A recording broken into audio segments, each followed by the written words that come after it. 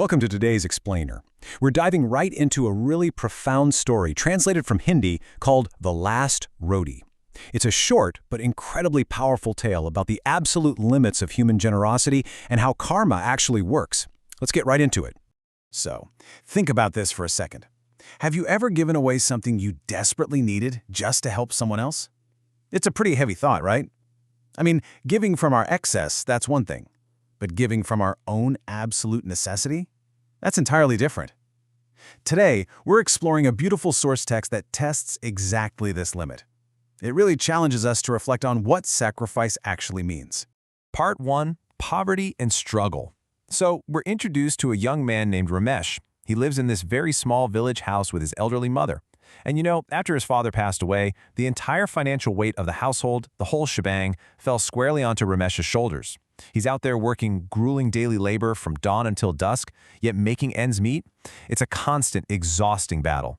He's doing literally everything he can, but they are barely scraping by.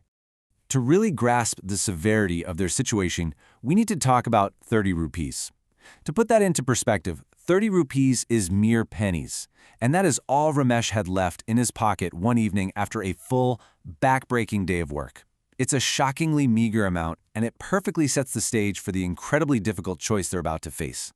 Well, with those 30 rupees, what could he even buy? Just a little bit of flour. That's literally it.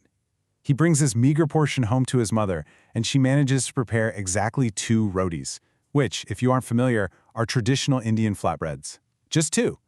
One for Ramesh and one for herself. That is their entire dinner for the night. There's absolutely zero margin for error here, and absolutely no extra food to spare.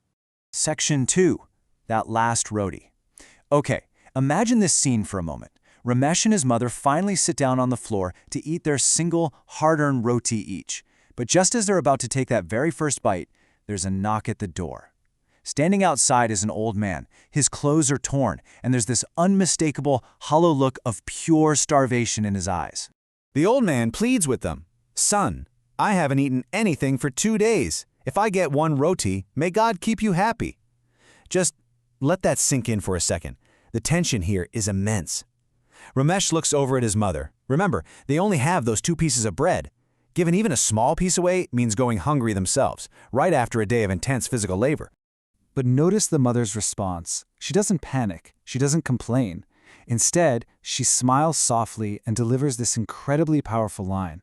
She says, "Son, sleeping on an empty stomach is easy, but sending a hungry person away empty-handed is very difficult." Wow, what remarkable gravitas. This brilliantly illustrates the incredible depth of her empathy.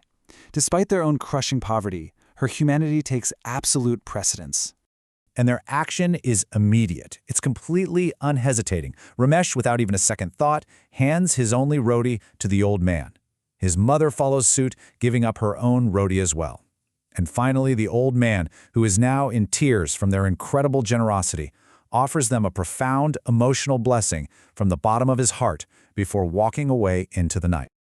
So, that night presents this beautiful paradox. On one side, you have the physical reality, hunger in the stomach. They went to bed having only drank water. But on the other side, peace in the mind. They had absolutely nothing to eat, yet they fell asleep feeling entirely fulfilled. It's a powerful testament to how doing the right thing, how exercising pure empathy, nourishes our soul in ways that food simply cannot. This brings us to Section 3, the reward of honesty. The sun rises on a brand new day. Ramesh, despite running completely on an empty stomach, heads out early to find his daily labor. He actually stumbles upon a brand new construction site and asks the contractor if there's any work available. And without hesitation, the contractor says yes. From this point forward, things change rapidly.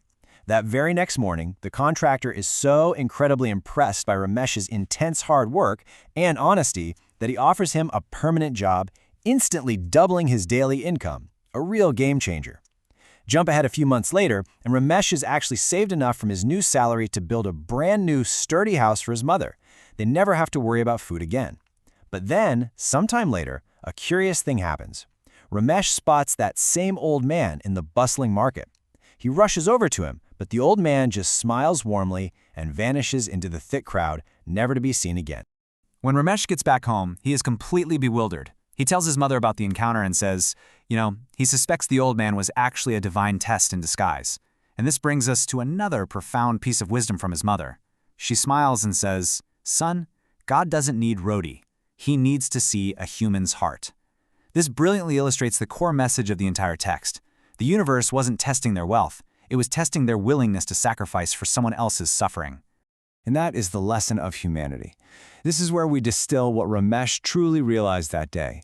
He understood that true compassion, deep empathy, and the simple act of sharing are never, ever wasted in the universe. So let's look at what that actually means for us. Ultimately, this leaves us with 3 crucial takeaways.